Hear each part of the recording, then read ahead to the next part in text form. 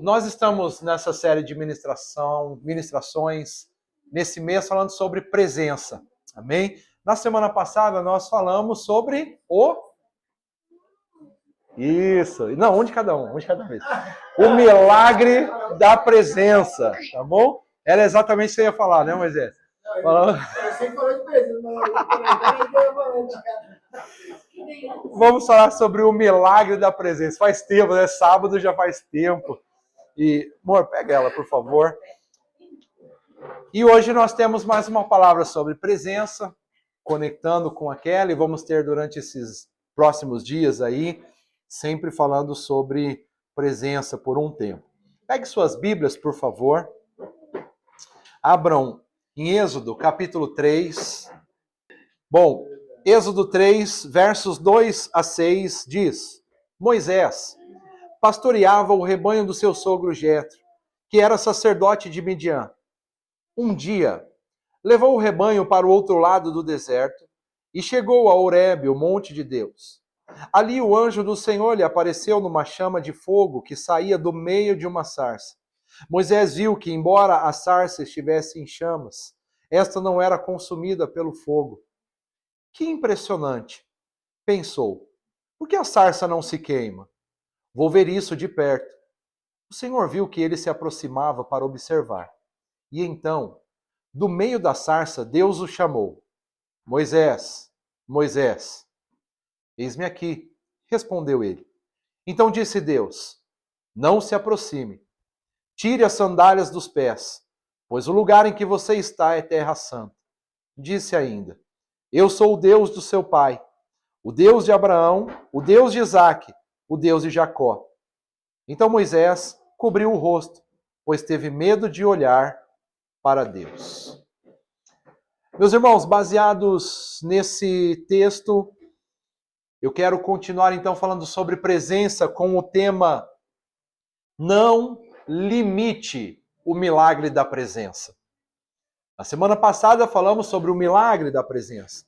Vimos o Jesus, a palavra encarnada, o Deus encarnado para estar conosco. E hoje eu quero falar com você sobre não limitar esta presença. Há muitas formas de limitarmos a presença.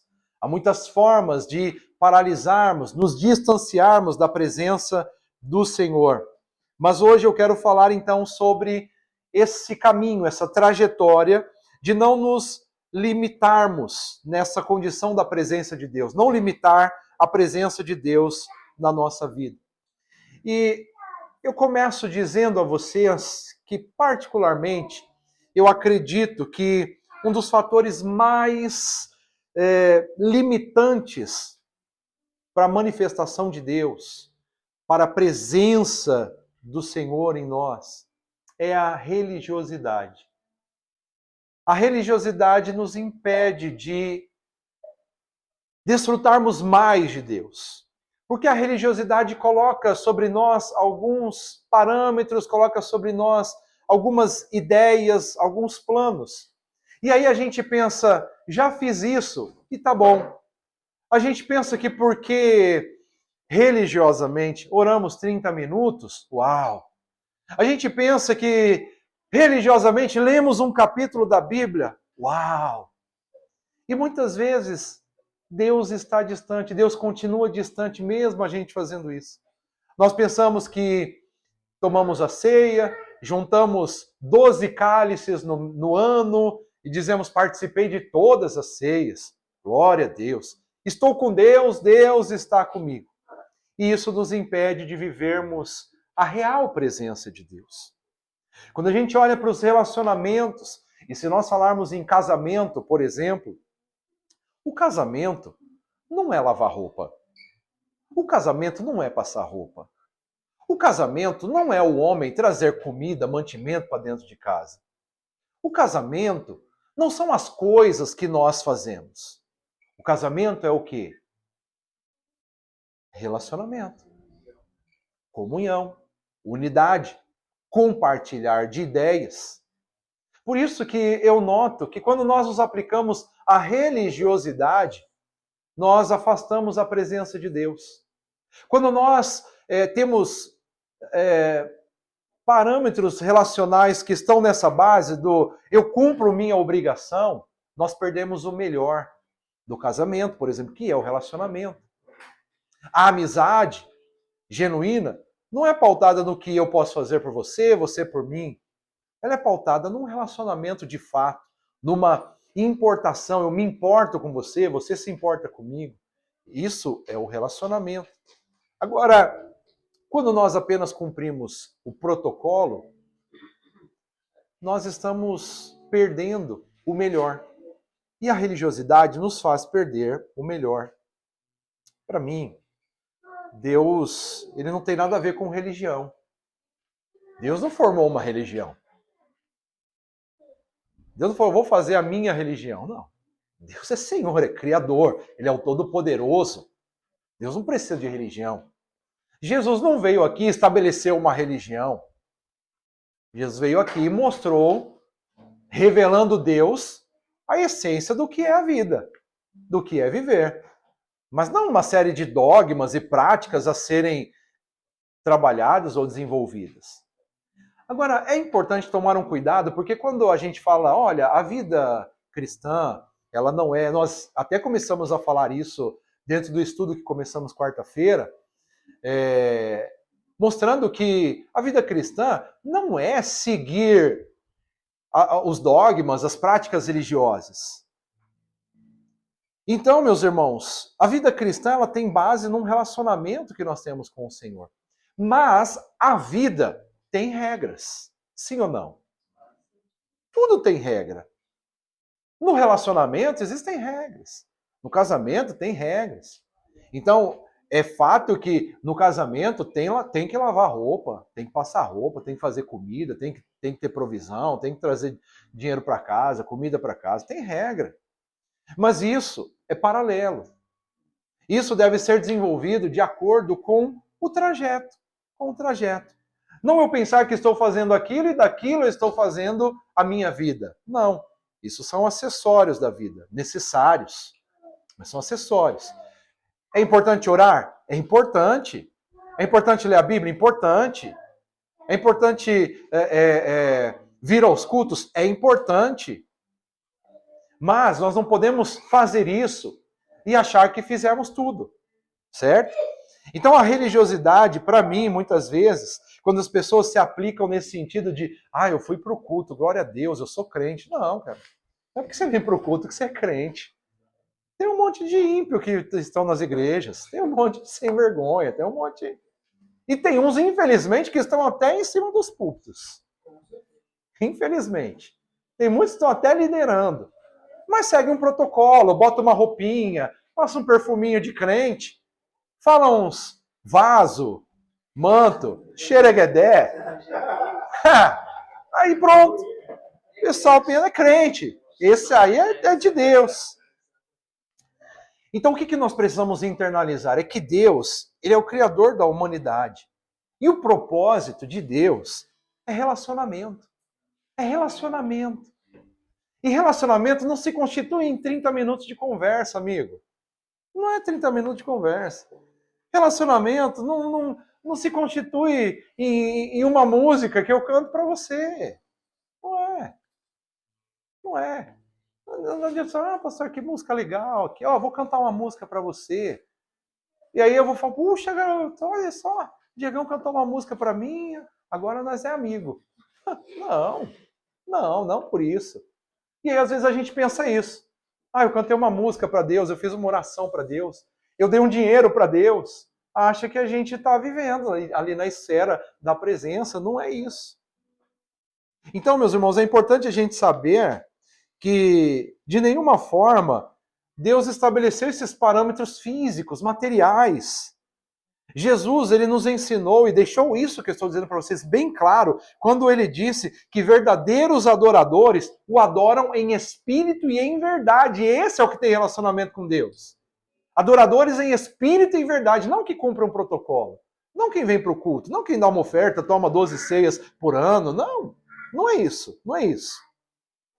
Verdadeiros adoradores adoram ao Deus em espírito e em verdade. independente das estruturas, independente da geografia, independente de qualquer outra coisa padronizada por homens.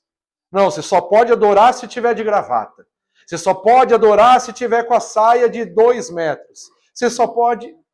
Não é assim, meus irmãos. Não é isso que Deus estabeleceu. Atos 7:48 diz para nós: o Altíssimo não habita em casas feitas por homens. Não são essas estruturas físicas. E alguns estão preocupados em construir seus impérios. E Deus está dizendo, não estou.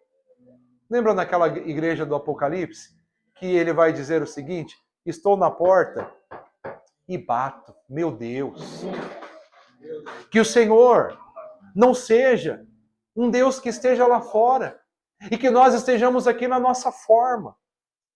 A religião é forma.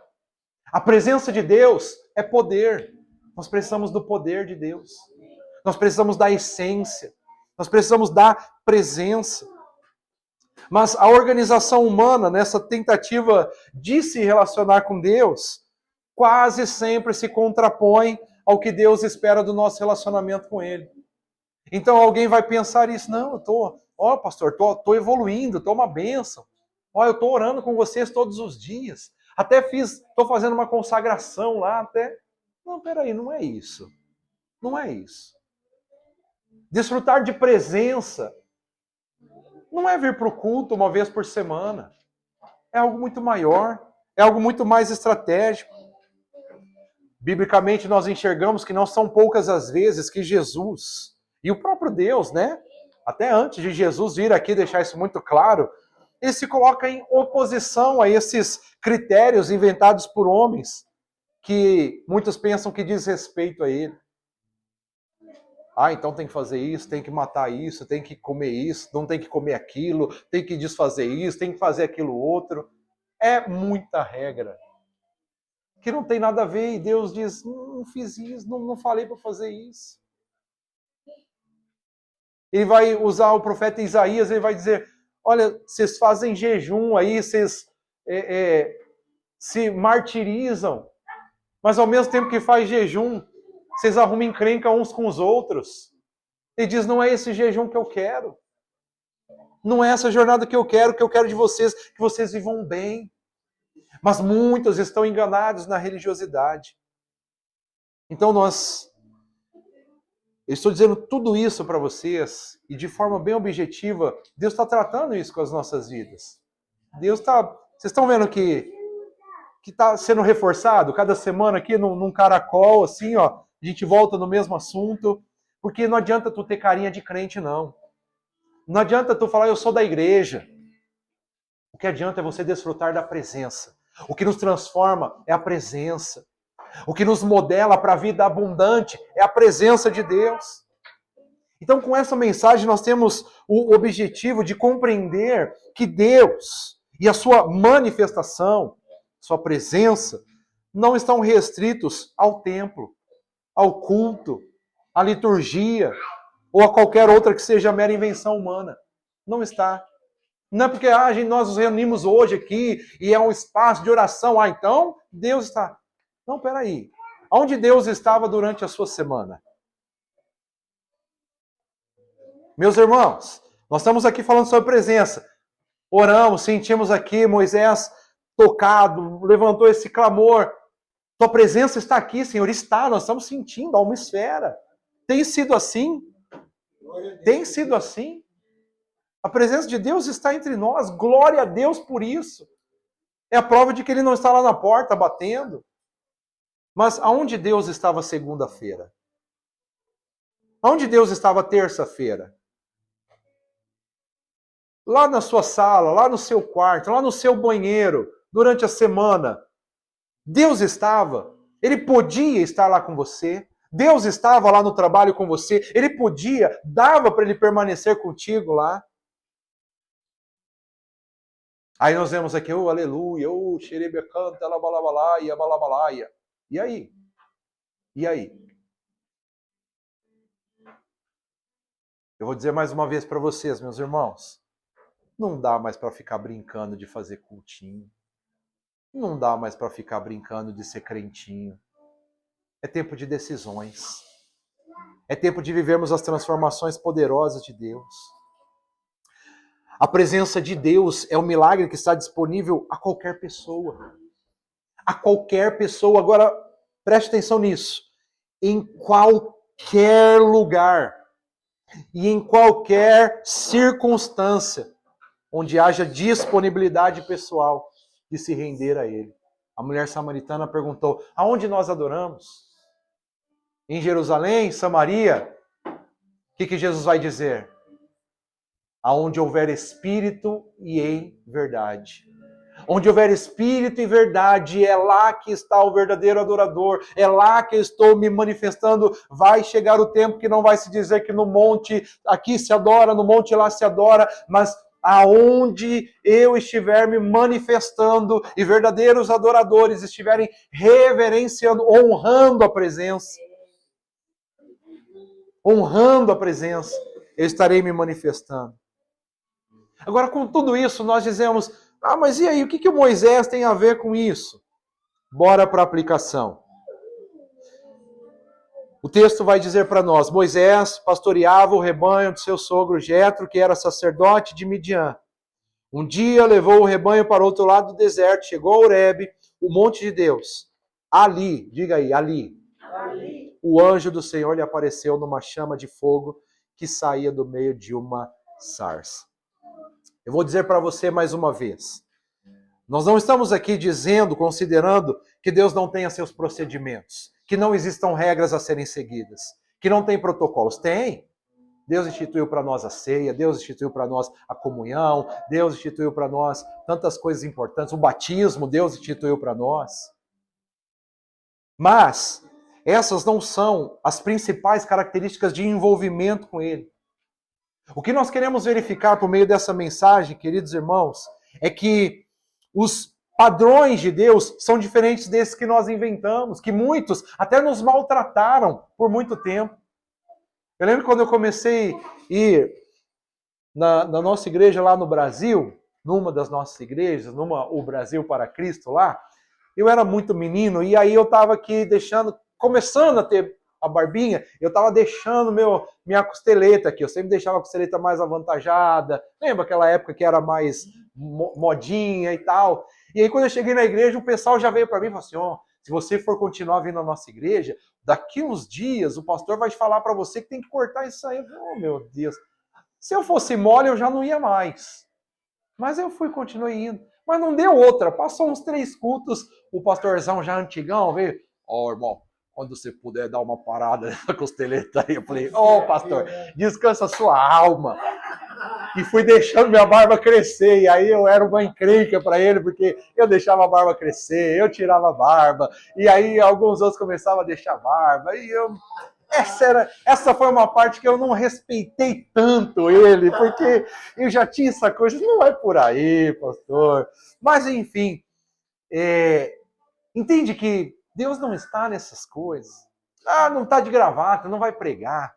Aí os anos se passaram, e aí eu estava dando aula no seminário, e aí tinha um aluno lá, ele olhou, eu cheguei na faculdade lá, ele estava na hora de intervalo, eu entrei na sala, ele falou, eu acabei de entrar, ele falou assim: o senhor nunca pregaria na minha igreja, no meio de todo mundo assim, o senhor nunca pregaria na minha igreja? Aí eu disse: graças a Deus! Porque ele estava falando da minha barba, e todo mundo sorriu, ficou feio para ele. Ele estava falando por causa da minha barba. Faz um tempão que eu uso essa barba. Faz um tempão. Se percebe? Quanta ignorância. Anos se passaram desse dia que o pastor falou da minha costeleta. Ele estava com 84 anos. Ele me chamou na casa dele. Ele me chamou na casa dele porque ele queria que eu assumisse uma das nossas congregações. Eu tinha 21 anos. Eu estava no 2º ano da teologia e ele queria que eu assumisse a igreja. Eu disse para ele: pastor, eu sei do meu chamado. Eu sei que esse é o meu caminho, mas hoje não é o meu tempo. Eu disse para ele: eu agradeço de todo o meu coração ter acreditado em mim para isso, mas não é o meu momento. Eu estou me preparando. Deixa eu me preparar melhor. E aí ele ficou feliz com aquilo. Ele disse, puxa, qualquer um na sua idade ia querer abraçar isso, mostrar trabalho. E eu disse, não, pastor, trabalho nós já fazemos, o senhor sabe disso. Porque essa congregação que ele queria que nós assumíssemos, nós tínhamos acabado de sair dela, que tinha 5 pessoas quando nós chegamos, e quando nós saímos tinha 35. E nós éramos só cooperadores. Só cooperadores. Por isso que ele queria que nós assumíssemos. Que conhecia todo mundo estava com a gente ali. Mas eu disse não. E nesse dia, Rui, ele falou para mim, meu irmão, sabe que eu já joguei muita gente fora, por causa do meu jeitão, por causa da minha escola. Eu joguei muita gente fora. Ele falou, eu já pedi perdão para muitas, mas não consigo resgatá-las. Note, perceba o peso da alma. Então, meus irmãos, Deus não está apegado a essas coisas. Deus não está apegado a essas invenções humanas. E onde que Moisés vai entrar nisso aqui, meus irmãos? Nós vamos entender que Moisés mostra para nós, não só nesse momento, mas em muitos outros, que o relacionamento com Deus, o desfrutar da presença, está contido nas nossas ações diárias. É no que nós fazemos todo dia. Não é no que nós fazemos aqui agora, nesse momento. Não é na hora que nós nos apresentamos entre os irmãos, aí arruma a roupa aí que... o pastor chegou. O evangelista está aqui. O presbítero está ali, aí a gente se ajusta. Isso é tudo besteira, meus irmãos, quando não aplicado da forma certa. O contexto de intimidade que nós temos que ter com Deus é muito importante. Ter tempos com Deus específicos é importante. Mas mais do que ter tempo com Deus, nós temos que ter vida com Deus. Vida. E aí eu vou perguntar para você, quem é você no seu trabalho? Quem é você na sua vizinhança? Quem é você na sua família? A respeito de Moisés, perceba que ele não estava em um momento devocional. Não é? Moisés estava orando nesse texto aqui que a gente está falando? Moisés não estava orando. Moisés estava num culto? Moisés não estava no culto. Nada fala para nós sobre isso, mas provavelmente ele não estava jejuando também. Ele não estava numa campanha de jejum de 7, 15, 21 ou 40 dias. O que Moisés estava fazendo, irmãos? Trabalhando. Moisés estava trabalhando. Moisés pastoreava o rebanho do seu sogro. Uau! Meu Deus! Que tal você começar a desfrutar mais da presença de Deus no seu trabalho? No seu dia a dia? Ao invés de fazer besteira no banheiro da casa, desfrutar da presença de Deus. Eu tenho um testemunho de um dos nossos irmãos muito queridos, lá no Brasil, e um dia ele contou assim para mim, pastor, eu tenho lutado com uma situação muito difícil na minha vida, que era questão de pornografia, questão de masturbação, essas coisas todas. E ele falou, eu estou lutando com isso. E foi um dia, eu falei, Senhor, eu não quero mais fazer isso, não quero mais estar nessa condição. E ele falou, e um dia eu estava no banheiro, e eu fui tentado para fazer aquilo. Ele falou, e quando eu pensei em fazer aquilo, eu fui tomado por uma presença tão gloriosa. Eu comecei a falar em línguas, eu comecei a louvar ao Senhor, eu comecei a glorificar ao Senhor. Sabe o que é isso? O Espírito que nos ajuda nas nossas fraquezas. Então nós precisamos ter um Deus presente, nós precisamos ter um Deus no trabalho, ter um Deus na escola, ter um Deus nos nossos lugares mais escondidos, ter um Deus se manifestando na nossa mentalidade. Está fazendo sentido para vocês? Vocês estão entendendo? Deus não está esperando pelas nossas liturgias para se manifestar a nós. Deus não está esperando durante esses dias nossos aqui que dê 9 horas da noite para a gente ir lá orar e a presença dele vir. Deus não está esperando isso. Deus está operando o seu poder e as suas maravilhas em todo o tempo. Ele está disposto a vir ao nosso encontro em qualquer situação. O que nós precisamos aprender é estarmos sensíveis para o agir de Deus. Temos que aprender a ver Deus em todas as coisas. Saber que Deus está conosco, Deus está contigo lá na cozinha, Deus está com você lá na carrinha, Deus está com você na padaria, Deus está com você no café, no shopping, Deus está conosco, Deus está no nosso trabalho, no nosso trajeto, Deus está com vocês lá na escola, Deus está. Eu não posso negligenciar, eu não posso limitar o milagre da presença. Se o Deus Todo-Poderoso veio para estar não somente conosco, mas para estar em nós, eu preciso honrar essa presença. Eu preciso saber que lá no meu trabalho não é um trabalho secular. Não existe esse negócio de trabalho secular para crente. Tudo é ministério. Moisés pastoreava o rebanho, mas aquilo era o ministério dele, onde ele estava sendo preparado, onde ele estava sendo forjado, e naquele ambiente o Senhor vem e se manifesta. O propósito desta mensagem é nos fazer saber que o que Jesus disse lá em Mateus 28 é a verdade. Eu estarei com vocês todos os dias de suas vidas. E isso implica, meus irmãos, a nós termos consciência.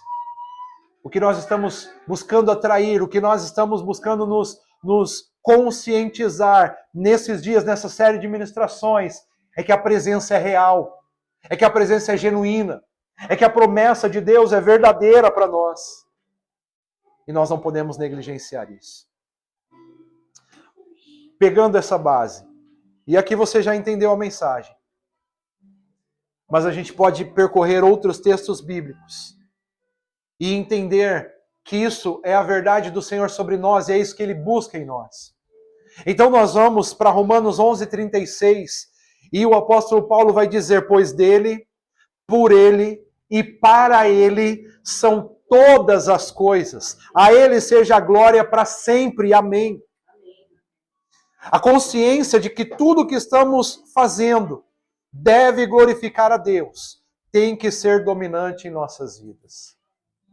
Eu vou fazer assim mesmo porque o patrão não vai ver, tá tudo certo. Não, nós não vivemos para o patrão. Eu vou passar essa roupa, a Érica diz, vou passar essa roupa do Diego de qualquer forma mesmo, porque é a roupa dele. Você não está fazendo para o Diego, você vive para honrar a Deus. Eu vou comprar esse negócio mesmo, porque a Érica nem vai saber que é. Você tem que fazer para honrar a Deus.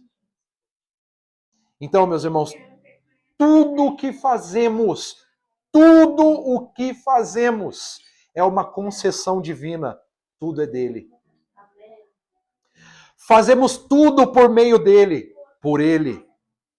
E tudo cumpre os propósitos dele, para ele. Dele, por ele e para ele. Repita aí. Dele, por ele e para ele. Portanto, tudo que realizamos deve ter a prerrogativa de honrar o Senhor. Tudo que fazemos, tudo, meus irmãos, tudo. Como que nós atraímos presença? Tudo que eu for fazer, o Senhor vai te honrar? Pergunta.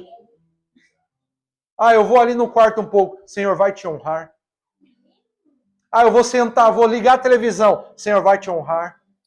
Se não for, não faça. Deuteronômio 27:7 diz: ofereçam também sacrifícios de comunhão e comam e alegrem-se na presença do Senhor, do seu Deus. Meus irmãos, mais uma vez, ofereçam também sacrifícios de comunhão e comam e alegrem-se na presença do Senhor, do seu Deus. Olha, o que na nossa perspectiva seria culto aqui? O que na nossa perspectiva seria a adoração a Deus? Oferecer sacrifícios de comunhão. Isso aqui é espiritual. Mas esse texto está colocando em nível de igualdade, comam e alegrem-se na presença do Senhor. Comam e alegrem-se na presença do Senhor. Meus irmãos, comer a mesa, para nós em casa, a mesa é realmente um altar. É um altar de comunhão. É o lugar onde se manifesta o pão da presença. Então, na nossa mesa, nós não falamos mal de ninguém. Nós não fazemos reuniõezinhas malditas em torno da nossa mesa. Na nossa mesa, nós glorificamos ao Senhor com a nossa comunhão, com a nossa alegria. Esse texto ele coloca praticamente em posição de igualdade, oferecimento de sacrifício de comunhão e comer alegremente na presença do Senhor. Eu vou dizer uma coisa para vocês, se vocês não têm comido na mesa, volte para a mesa. Volte para a mesa e faça da mesa um lugar de comunhão com Deus, juntamente com a família. Isso é muito importante. E comam com essa consciência. Deus está aqui. Deus está presente. Não, a gente até conversou sobre isso, né, irmã? Lá em casa, a irmã passou com a gente esse tempo lá e a gente falava algumas coisas com ela. Falou assim, irmã, a gente não segue alguns rituais. A gente vive para o Senhor. A gente vive para o Senhor. Então tem gente que vive a manhã inteira atordoado, louco, maluco, aí chega na hora do almoço para fazer ceninha, às vezes até nos lugares públicos, aí... Mas a vida... Cumprir meu propósito. Tem gente que faz sinceramente, porque viveu a manhã inteira com o Senhor e agora vai louvar pelo amém. Eu estou vivendo o dia inteiro para o Senhor e em todos os meus momentos eu estou dizendo gratidão, Senhor, pelo alimento, pela provisão, pelo cuidado. Louvado seja o Senhor. Eu reconheço que o alimento que está na minha mesa é o Senhor que proveu. Está tudo bem. À noite eu oro, Senhor, gratidão pelo dia de hoje.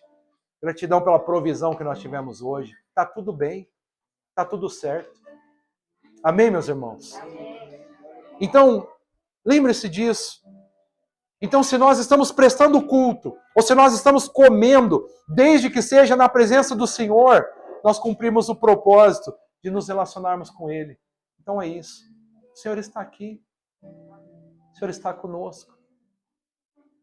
Vocês vão observar e vão me conhecer. Qualquer conversa que a gente tiver, eu vou trazer Deus. Eu vou trazer Deus. Qualquer conversa que a gente tiver, eu vou trazer Deus. Você pode brigar comigo, você pode me xingar, você pode falar bem de mim, você pode... No final eu vou falar, irmãos, vamos orar? Porque Deus está. Deus está. Traga Deus para todos os momentos da sua vida.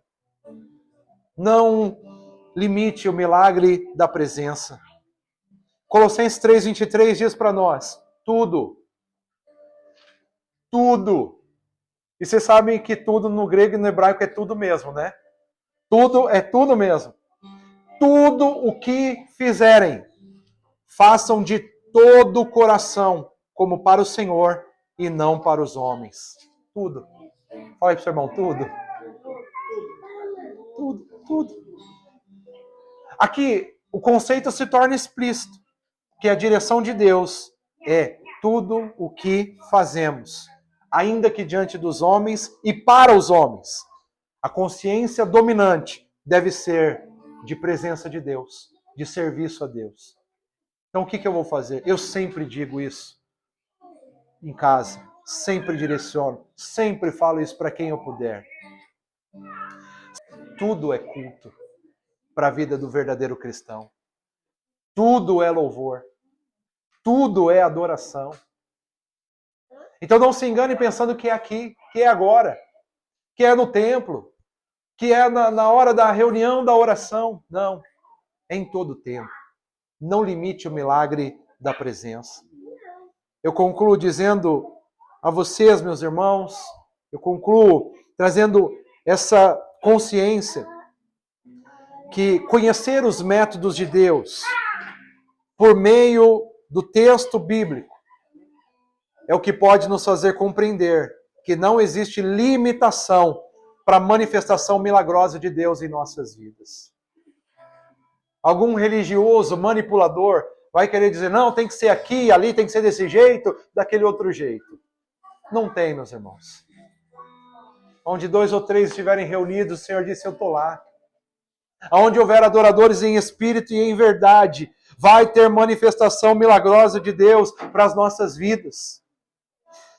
Se nos colocarmos em atenção e disposição ao Senhor, se formos sensíveis em qualquer que seja a situação, nós vamos desfrutar de experiências sobrenaturais com Ele. E é isso que eu quero te chamar a viver. Meus irmãos, vivam um grande encontro com Deus lavando a louça em casa. Vivam um grande encontro com Deus limpando a casa. Quem aqui já falou língua estranha? Né? Não é estranha. Língua do Senhor. Limpando a casa, lavando o banheiro, cozinhando, dirigindo, caminhando. Eu faço todo dia. Eu tenho todo dia minha caminhadinha com o Senhor e todo dia eu estou ali, oh glória, louvado seja o Senhor. Todo o tempo todo. Não limite o agir de Deus em sua vida para a hora do culto, do devocional, da oração ou qualquer outra coisa instituída por homens. Seja no trabalho, na escola, nos afazeres em casa, em qualquer circunstância, Deus está disponível para nos revelar seus segredos e estratégias e para fazer de nós um instrumento de libertação e manifestação do seu poder e amor. Então fique atento. Veja Deus em todas as esferas da sua vida e desfrute do milagre da presença.